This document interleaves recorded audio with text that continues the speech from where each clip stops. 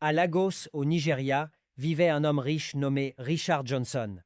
Il possédait plusieurs voitures de luxe, des terrains, des boutiques et travaillait dans une grande société pétrolière.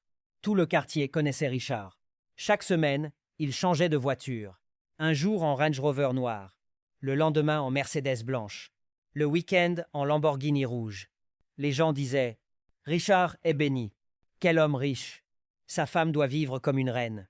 Mais personne ne connaissait la vérité cachée derrière les murs de sa maison. Sa femme, Amina Johnson, vivait dans la souffrance. Amina était une femme calme, respectueuse et courageuse. Elle avait 2 enfants. Daniel, 9 ans. Sarah, 6 ans. Chaque matin, elle se réveillait avant le soleil pour préparer les enfants. Mais dans la cuisine, il n'y avait presque rien. Parfois seulement du pain sec. Parfois du thé sans sucre. Parfois rien du tout. Pendant ce temps, Richard voyageait avec d'autres femmes à Dubaï, Istanbul. Il postait des photos dans les hôtels de luxe.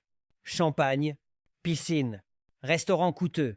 Et à la maison, ses enfants allaient à l'école avec des chaussures déchirées. Un soir, Amina regarda les enfants dormir. Sarah murmura: Maman, demain il y aura à manger? Amina sentit son cœur se briser, mais elle sourit malgré la douleur. Oui, ma princesse, Dieu va nous aider. Richard rentrait souvent après minuit, parfois ivre, parfois parfumé par l'odeur d'autres femmes. Il ignorait complètement sa famille. Quand Amina parlait des frais scolaires, il répondait: Tu me fatigues toujours avec les problèmes. Puis il prenait ses clés de voiture et repartait. Un matin, l'école envoya un message: Vos enfants risquent d'être renvoyés si les frais ne sont pas payés. Amina pleura en silence. Elle regarda les casseroles vides. Puis elle prit une décision. Je vais vendre de l'eau dans la rue. Le lendemain, sous le soleil brûlant de Lagos, Amina commença à marcher avec une bassine remplie de bouteilles d'eau froide. Des hommes riaient. La femme du riche Richard vend de l'eau maintenant. Mais elle continua. Parce qu'une mère peut supporter l'humiliation pour sauver ses enfants. Ne jugez jamais une femme qui travaille humblement pour nourrir ses enfants. La vraie richesse n'est pas la voiture ou l'argent. La vraie richesse, c'est le cœur. Le soleil frappait fort ce jour-là.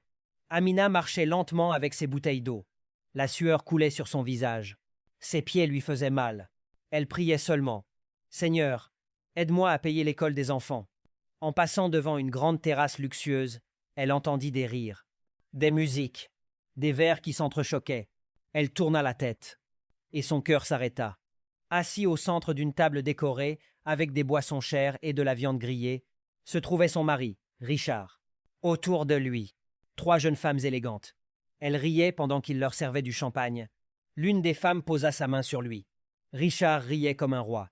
Pendant ce temps, à la maison, ses enfants n'avaient même pas de lait. Amina resta immobile. Ses yeux se remplirent de larmes. Richard leva les yeux. Il la vit. Mais il détourna simplement le regard, comme si elle n'existait pas. Une des femmes demanda: Qui est cette vendeuse d'eau? Richard répondit froidement: Personne. Le mot frappa Amina comme un couteau. Personne. Après 15 ans de mariage, elle était devenue personne. Elle reprit sa bassine et continua à marcher. Mais cette nuit-là, elle pleura jusqu'au matin. Quand une personne commence à avoir honte de sa famille devant les autres, elle a déjà perdu son humanité. N'abandonnez jamais ceux qui souffrent avec vous. Quelques semaines plus tard, Amina commença à se sentir faible. Des vertiges, des nausées. Sa voisine, Mama Grace, l'accompagna dans une petite clinique. Après les examens, le médecin sourit. Félicitations, madame. Vous êtes enceinte. Amina resta silencieuse. Au lieu de sourire, elle pleura. Mama Grace la regarda avec inquiétude. Pourquoi tu pleures? Amina répondit: Comment vais-je nourrir un 3e enfant, alors que les 2 autres souffrent déjà? Le soir, elle annonça la nouvelle à Richard. Il répondit sans émotion: Ce problème est le tien. Puis il quitta encore la maison. Le lendemain, Mama Grace parla sérieusement à Amina. Ma sœur, réfléchis bien. Cet homme ne prend déjà pas soin de vous. Ajouter un autre enfant sera difficile. Amina resta silencieuse. Toute la nuit, elle réfléchit. Puis elle posa doucement sa main sur son ventre. Elle murmura: Cet enfant n'a rien demandé. Elle pleura encore. Puis elle prit sa décision. Je vais garder mon bébé. Ne prenez jamais une décision importante sous la pression ou la peur. Même dans la souffrance, la vie reste précieuse. Les mois passèrent. Le ventre d'Amina grandissait. Mais la souffrance aussi. Mama Grace, qui l'aidait parfois, commença à avoir ses propres problèmes. Elle ne pouvait plus aider comme avant. Alors Amina continua seule. Chaque matin, elle déposait les enfants à l'école à pied. Parfois sous le soleil, parfois sous la pluie, parfois sans manger. Un matin de pluie, Amina marchait difficilement avec son grand ventre. Daniel tenait la main de Sarah. Les enfants tremblaient de froid. Soudain, une voiture noire arriva derrière eux. C'était Richard. Dans sa voiture climatisée. Il ralentit. Il regarda sa femme enceinte et ses enfants trempés. Les enfants crièrent « Papa !» Mais Richard continua à rouler, sans s'arrêter. Quelques mètres plus loin, une jeune fille du quartier, nommée Vanessa, faisait signe sur la route. Richard freina immédiatement. « Monte !» Amina vit tout. Elle sentit son cœur mourir lentement. Mais malgré la douleur, elle continua à marcher. Parce qu'elle était forte. Très forte. Certaines personnes vous abandonneront quand vous souffrez. Mais ne laissez jamais leur méchanceté tuer votre courage. Un après-midi très chaud, Amina vendait encore de l'eau au bord de la route. Ses pieds étaient gonflés. Soudain, une voiture de luxe blanche s'arrêta devant elle. Une femme blanche élégante descendit. Elle s'appelait Sophia Williams. Sophia était CEO d'une entreprise internationale. Elle était mariée à un Nigérian. Sophia sourit gentiment. « Bonjour, madame.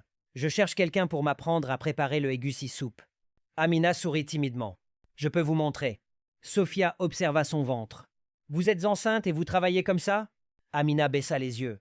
Sophia sentit immédiatement qu'il y avait une histoire derrière cette femme. Elle l'invita chez elle.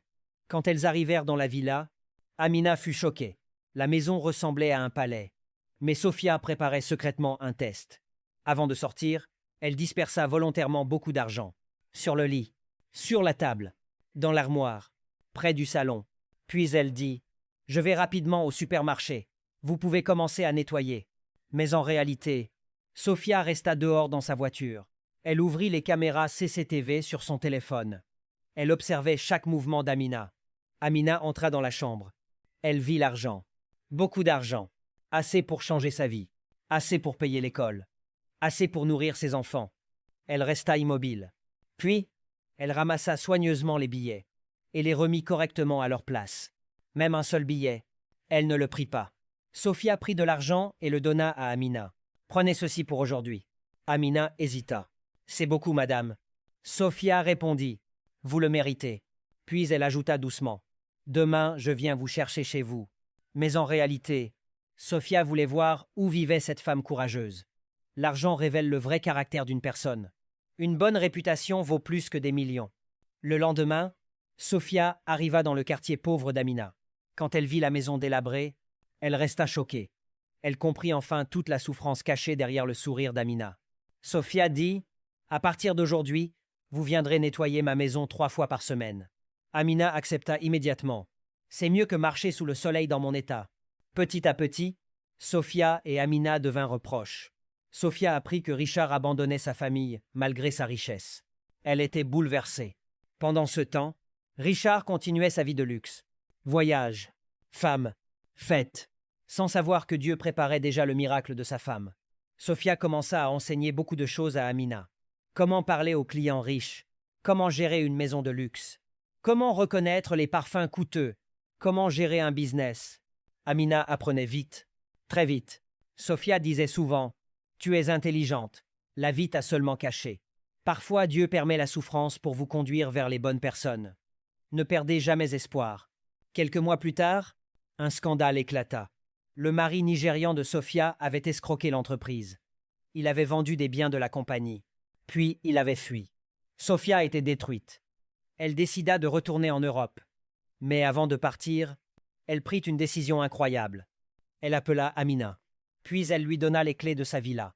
Amina tremblait. « Madame, je ne comprends pas. » Sophia sourit avec émotion. « Cette maison est à toi. » Amina éclata en larmes. Mais ce n'était pas fini. Sophia donna aussi à Amina une parfumerie de luxe. Ses fournisseurs internationaux, ses contacts, ses clients riches. « Je te fais confiance. » Amina tomba à genoux. Elle pleurait sans arrêt. La femme pauvre qui vendait de l'eau devenait propriétaire d'un business de luxe. Une seule bonne personne peut changer toute votre vie. Traitez toujours les autres avec honnêteté et respect. 1 an plus tard, Sa parfumerie était devenue célèbre. Les riches venaient acheter des parfums importés. De Paris, de Milan, de Dubaï. Elle avait maintenant une belle maison, des employés, une voiture, des enfants heureux. Et surtout, elle avait retrouvé sa dignité. Un jour, Richard entra dans un centre commercial de luxe. Il vit une foule devant une boutique. Puis il leva les yeux et resta paralysé. C'était Amina, élégante, respectée, souriante. Des clients riches lui parlaient avec admiration. Richard sentit son cœur trembler. Il s'approcha lentement. Amina, elle le regarda calmement. Le même homme qui l'avait ignoré sous la pluie la regardait maintenant avec regret. Mais cette fois, Amina n'avait plus besoin de lui. Ne méprisez jamais une personne pendant sa période difficile. La vie peut changer très vite. La vie de Richard commença à s'écrouler. Les femmes autour de lui disparurent. Ses affaires commencèrent à tomber. Ses faux amis partirent.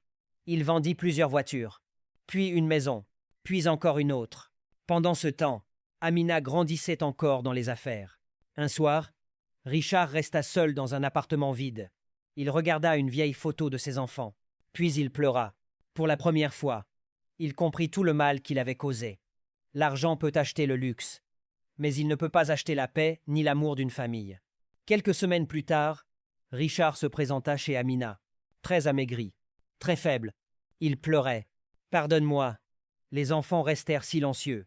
Amina regarda longtemps cet homme, l'homme qui les avait abandonnés. Puis elle dit doucement, « Tu nous as fait souffrir, mais je ne veux plus vivre avec la haine. » Richard éclata en sanglots. Ce jour-là, Amina lui pardonna, non parce qu'il le méritait, mais parce qu'elle voulait la paix.